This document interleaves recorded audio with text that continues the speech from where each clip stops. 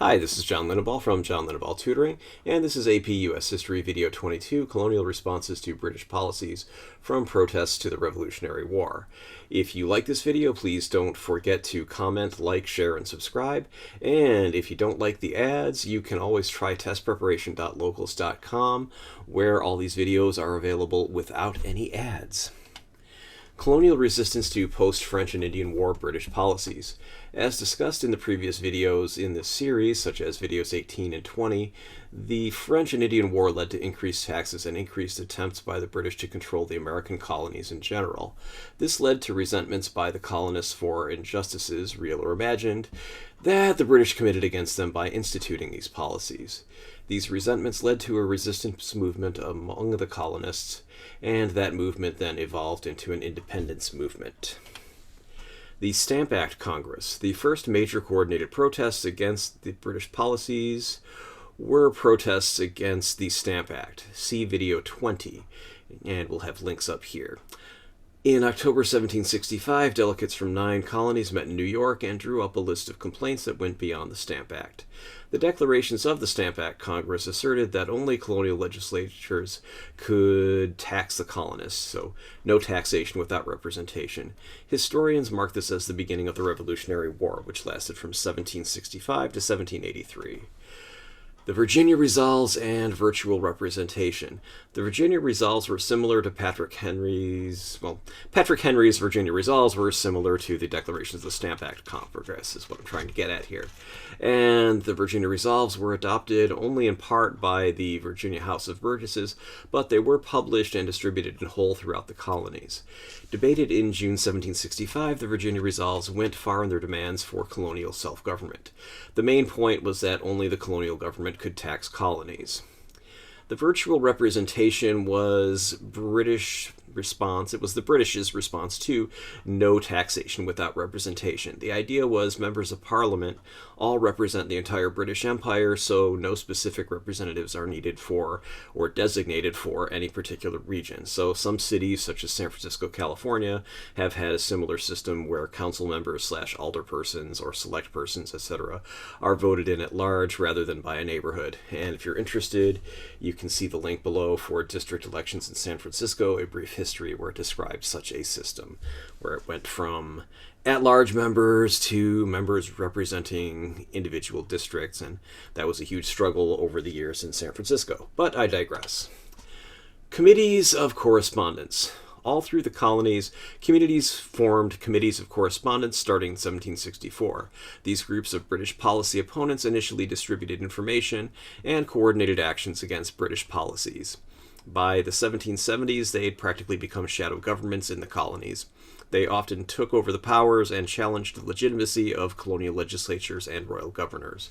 So here we have a plaque where Louis XIV this would be Louis XVI, of France, met with Benjamin Franklin and the Secret Committee of Correspondence of the Continental Congress, thus inaugurating the move towards a French alliance here. So this was in 1775, and Louis XVI, so that would have to be Louis XVI.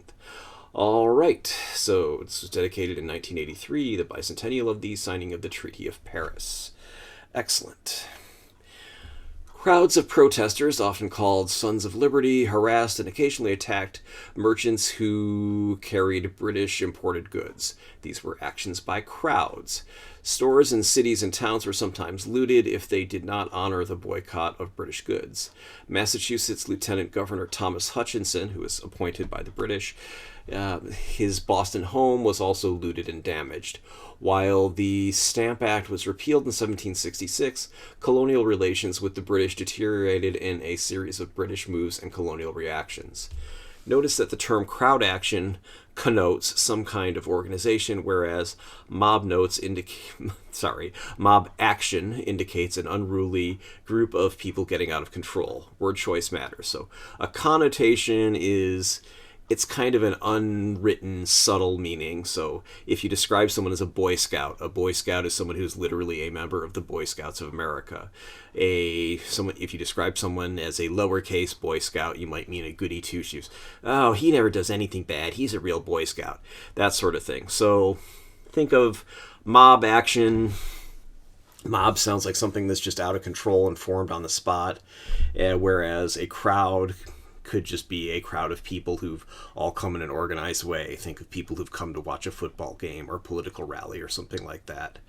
So, or you can think organized crime versus the mob. Organized crime, hey, it's got organized right in the name. Must be organized. The mob, again, just sounds like a bunch of people who've gotten together to be thugs and commit crimes. So I'd always wondered about that. It's like, well, how can the mafia be the mob and organized crime? If it's a mob, it's not organized. But I digress. Let's move on. The Townsend Acts. Passed in the wake of the disastrous Stamp Act, the Townsend Acts were taxes on glass, lead, paint, paper, and tea that were designed specifically as external taxes on imports into the colonies rather than taxes on goods produced in the colonies.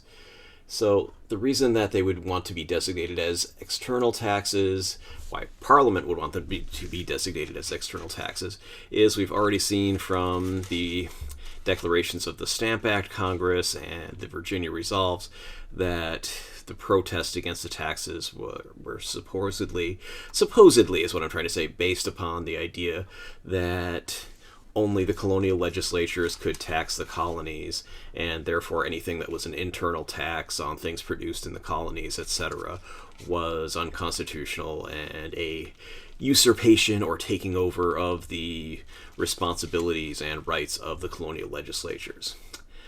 And here we see in letters from a farmer in Pennsylvania that were written by a Pennsylvania lawyer and legislator, John Dickinson, using the pseudonym A Farmer, in opposition to the Townsend Act, or Townsend Acts it should be. Anyway, the idea was that taxes were imposed merely to raise revenue and that they were unconstitutional for that reason because only legislatures could tax the colonies for revenue. So Mr. Dickinson, under the pseudonym A Farmer, how original, anyway, was just trying to say that I don't care if you're saying they're to regulate trade, they're not external because you're taxing things that are internal and you're taking over powers that belong to the colonial legislatures. That was news to the British, who said, no, we've always been doing this way. Why are you bothering us? Just pay your taxes, you stupid colonists.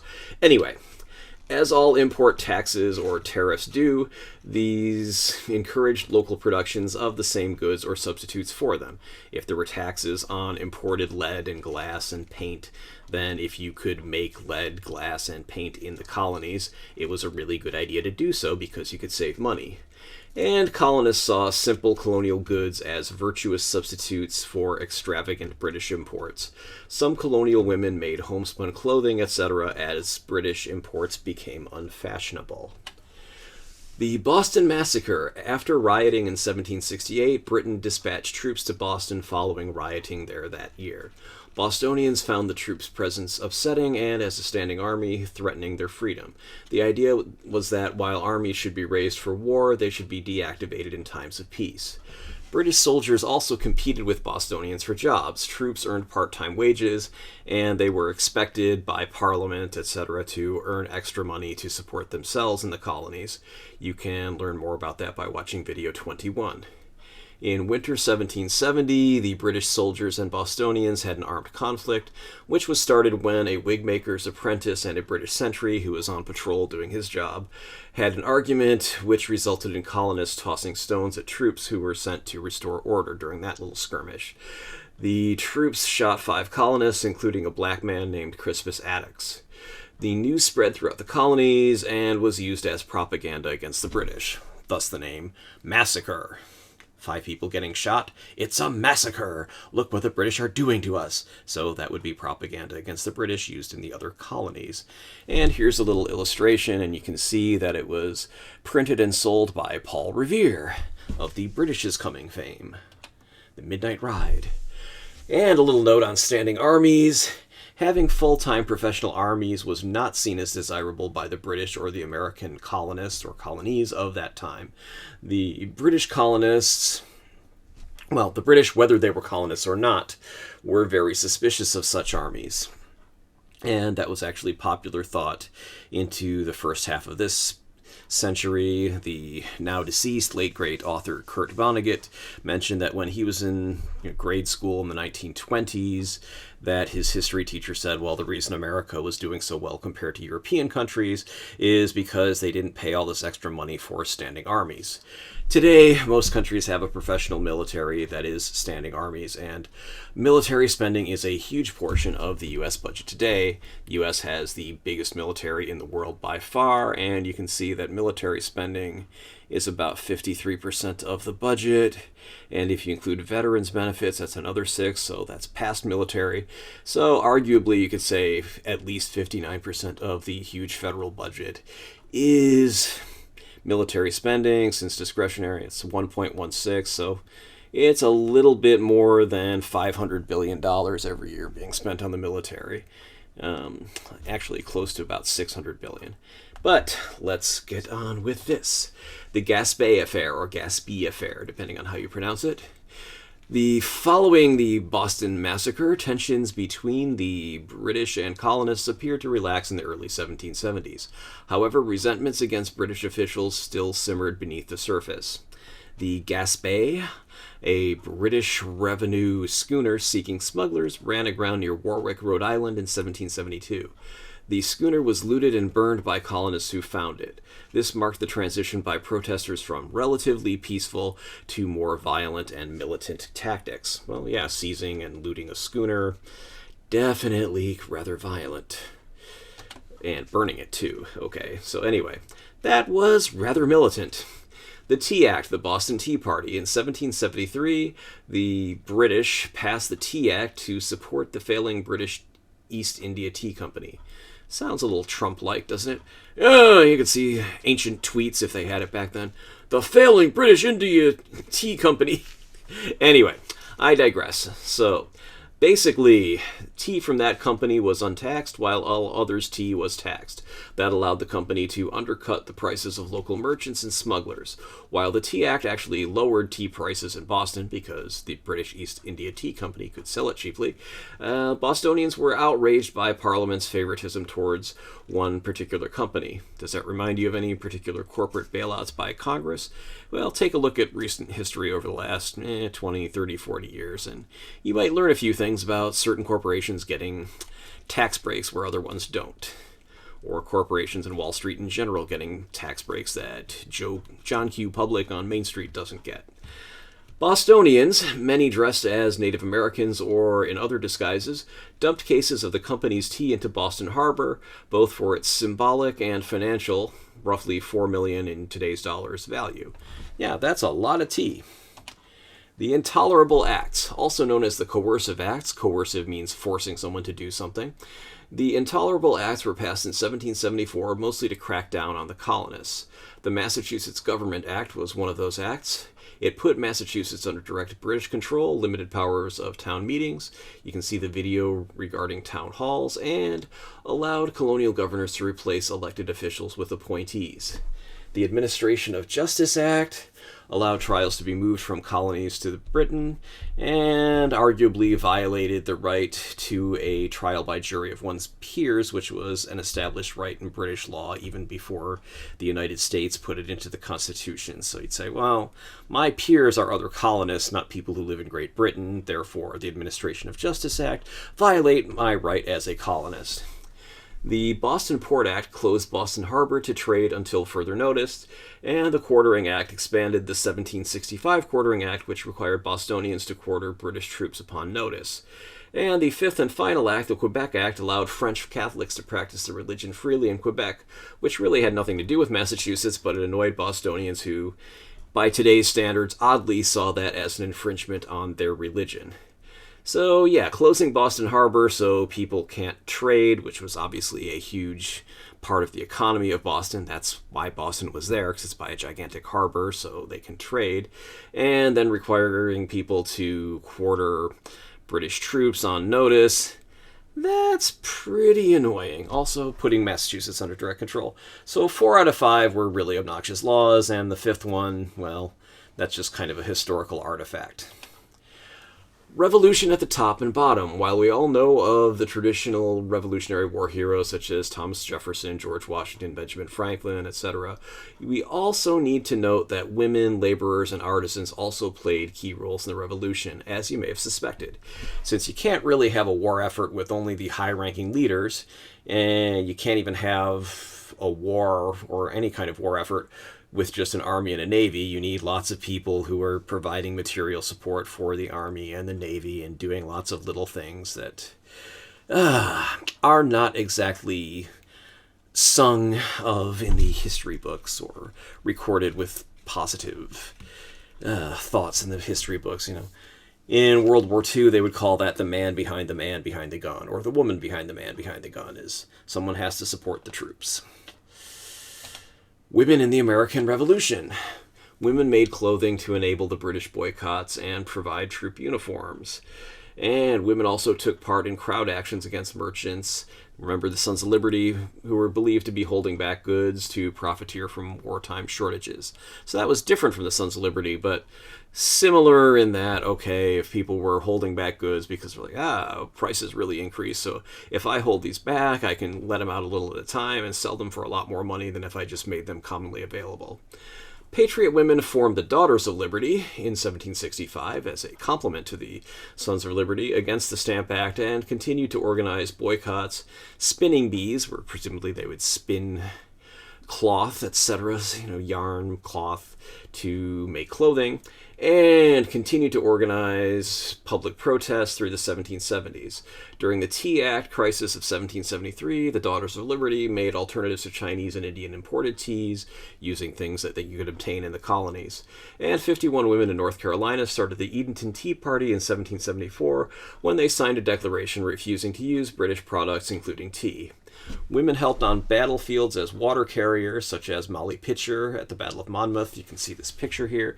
And when her husband collapsed and couldn't man a cannon any further, she womaned the cannon, and took over. So she's kind of been celebrated for a very long time at the Battle of Monmouth. And nurses.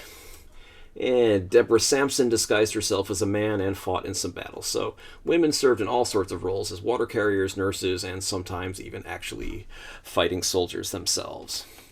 Skilled and unskilled laborers in the American Revolution. Skilled laborers, artisans, for a long time were active against the British policies. They encouraged boycotts because they made the domestic alternatives to the products being boycotted. But economic interest was not the only reason for their participation in the revolution. Ideology was also a prime motive. Artisans had been radicalized over the years, which is good because artisans were necessary to win in street conflicts with the British. The colonial elite recognized artisans were solid allies for the revolution, and Ebenezer McIntosh, a Boston shoemaker, led crowd actions in the Stamp Act period. Artisans made up a significant portion of the militias and Continental Army units. Unskilled laborers were also a huge part of the Revolutionary Armed Forces. In Philadelphia, radical artisans were essential to the revolutionary movement in 1776. The city's pre-war leadership, mostly members of the merchant class, opposed declaring independence and cutting off British trade. Artisans and laborers, with Benjamin Rush and Thomas Paine among their leaders, created extra-legal committees and militia groups in support of the revolution. So extra-legal means basically not legally recognized or perhaps illegal. Anyway, they supported the revolution, and one achievement was drafting the Pennsylvania Constitution, the most democratic constitution among the new states.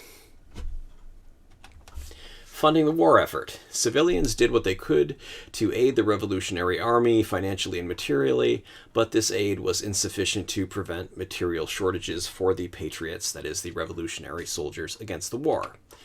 Inflation, currency, and other monetary problems.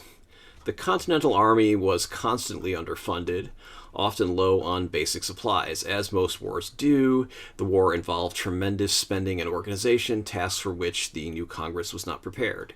Congress printed money to pay debts, but the money lost its value to runaway inflation. Merchants vastly preferred to sell to the British, who paid in silver and gold instead of worthless paper money. Many of Washington's Army's problems, that is, such as virtual starvation at Valley Forge, Pennsylvania during the winter of 1777 to 1778, were caused by the fact that merchants wouldn't accept Congress's paper money or simply refused to do business with the Patriots. Inflation, currency, and other monetary problems continued. One solution was Congress's issuance of frontier land grants to troops instead of the monetary payment. The troops often used these grants as money since their most immediate need was not an interest in unsettled land. Food, clothing, and shelter now beats an interest in wilderness, unsettled real estate in the future. As stated before, women made homespun clothing for the Army, and men also provided whatever material support they could. Local committees did attempt to fix prices for necessary goods, that is, set these prices of these goods at a price that is not moving, it's fixed. It can't be changed without permission to defeat inflation. So they tried to fix prices to defeat inflation, which would be tried at other times in American history with mixed success. But anyway. Crucial factors in the Patriot victory. Tensions reached a breaking point by 1775. The battles of Lexington and Concord occurred that year, and fighting got worse after the Second Continental Congress declared independence in 1776. Several factors led to the victory of the Patriot cause, which was by no means certain. No guarantee the Patriots would win, and there's a very good reason to believe that the British would win this war. The Patriots had excellent leadership under General George Washington, who led several key generals, most notably Nathanael Greene and Henry Knox. European volunteer officers also helped, such as Marquis de Lafayette from France, Baron von Steuben, probably pronounced Baron von Steuben, who was Prussian, part of Germany before there was a Germany, and Thaddeus Kosciuszko and Kazimierz Pulaski, who were both Polish. Lexington and Concord. The shot heard round the world started a battle between colonists and British troops in April 1775. The battle took place in the towns of Lexington and Concord, Massachusetts. This was the shift from tensions to outright warfare between the colonists and the British troops. More factors in the outcome of the war. Both sides had significant advantages and disadvantages in the Revolutionary War. The British had a well-trained professional army, the strongest navy in the world, financial resources, and the support of about a third of the colonial population. The British, or Britain, had the support of most native tribes and also promised freedom to slaves who joined their cause. However, the Patriots had the advantage of being on their home soil, whereas the British were far from home. All the Patriots had to do was get the British to leave. They did not have to conquer Britain. Furthermore, the Patriots were committed to their cause in the way occupying British troops were not. Most redcoats probably just wanted to return to Britain alive and mostly uninjured. The Patriots did lack financing, as noted previously, and had no central authority. So those were disadvantages to the Patriots, but they managed to win. Defensive versus offensive war. This would be an advantage to the Patriots. It's much easier for people to defend their home territory than invade and occupy the territory of others. As I mentioned, British troops probably just mostly wanted to go home, so they didn't really fight as if their lives depended on it, unless their lives depended on it, because, hey, as long as they could get home, they'd be okay. But if you actually lived in the United States at that time, you'd be like, this is my homeland, I really need you to get out so I can live my life. Such an advantage does not always guarantee victory to the home team, such as the U.S. Civil War. The South did lose, even though obviously the Southerners lived in the South, but it is a factor in any war. For example, Hitler's disastrous for Germany attack on the Soviet Union in World War II. Hitler didn't really understand what you needed to do to invade Russia, especially if it lasted into the winter. Russia is very inhospitable in the winter, especially if you don't already have your home and everything all set up.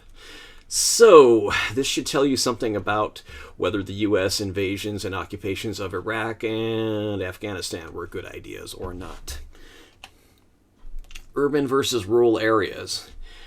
As the war progressed, the U.S. troops learned it is easier to control urban areas than rural areas, knowledge it would use during the Vietnam War, but it wasn't enough to win that war. This should also tell you about something whether the U.S. invasions and occupations of Iraq and Afghanistan were good ideas or not. It's easy for an invading army to control the cities. It's really hard for them to control the countryside. And we're on to phases of the war. Historians generally separate the Revolutionary War into three phases. The first phase, 1775 to 1776, was fought in New England. The British did not understand the depth of pro-independence feeling. The British believed the war was just trouble caused by some angry colonists that would subside if they just dealt with it quickly, properly, and harshly, and then everybody else would fall into line. The second phase, 1776 to 1778, took place in the Middle Colonies, New York, New Jersey, Pennsylvania. The British believed controlling New York would force New England to fall into line. The huge British force drove George Washington and his army out of New York City in the summer of 1776. The British attacking New York from Canada lost badly at the Battle of Saratoga in October 1777. Saratoga made it clear the British could hold the cities but not rural areas, as we just discussed. People are too spread out, etc. And also showed France the Patriots could actually win battles. The French recognized the United States officially as a country and later provided support. Notice this was because the French really hated the British, not so much because they supported the principles of the Declaration of Independence. Phases of the war continued. Third phase was 1778 to 1783, fought in the South. There was loyalist sentiment that was very strong in the South, and the British hoped to exploit the resentment of the slaves at their being slaves. Although the British won battles at Savannah, Georgia, and Charleston, South Carolina, the British plans to win the South and thus the war failed. In the North, the war reached a stalemate where nobody could really win, although the British had information given to them by the traitorous General Benedict Arnold in 1780. In October 1781, a joint American-French expedition caught British General Cornwallis unprepared, causing Cornwallis to surrender at Yorktown, Virginia. The skirmishes continued until the Treaty of Paris was signed in 1783, ending the war. The Treaties of Paris and the Revolutionary War. The Revolutionary War was ended by the Treaty of Paris in 1783. Notice that there are other agreements also named the Treaty of Paris that you have to know, so pay attention to the time, etc. referred to in questions about the Treaty of Paris. Another Treaty of Paris was the end of the French and Indian War, which was in 1763, and yet another Treaty of Paris was at the end of the Spanish-American War in 1898. Did you find this video useful? Well, please like it and subscribe to my channel. Neither action costs you anything. You'll be alerted about my new videos. Why do I care? Well, basically because YouTube won't let me share any ad revenue unless I have 1,000 subscribers and 4,000 hours of view time in a year. And while many people are watching these, I don't have 4,000 hours of watch time. I also don't have 1,000 subscribers quite yet. Getting close, but don't have it yet. If you want to see this without ads, again, go to testpreparation.locals.com and sign up there. Costs a little bit of money, but it's worth it. And for the same reasons, you're not only welcome, but encouraged to share links to this video, put it in playlists, etc. I'm always happy to read and respond to constructive criticism or suggestions for new videos, and I reserve the right to delete comments from and block those who specialize in destructive criticism or things that are off topic. You can hire me for tutoring if you are in the San Francisco Bay Area and subject to social distancing, etc. requirements. We can meet in person, or I can meet you anywhere if you want to meet through Zoom or some other video conferencing. Thanks for watching. Here's how to contact me via Facebook, Instagram, email, and phone. You can pause this if you need this information. And finally, this is not a substitute for your classes, text, etc. This video is based upon Barron's AP United States History Review book, any other sources listed in the video description, and my general knowledge of U.S. history. So a lot of Wikipedia entries as well as the AP U.S. History Review book.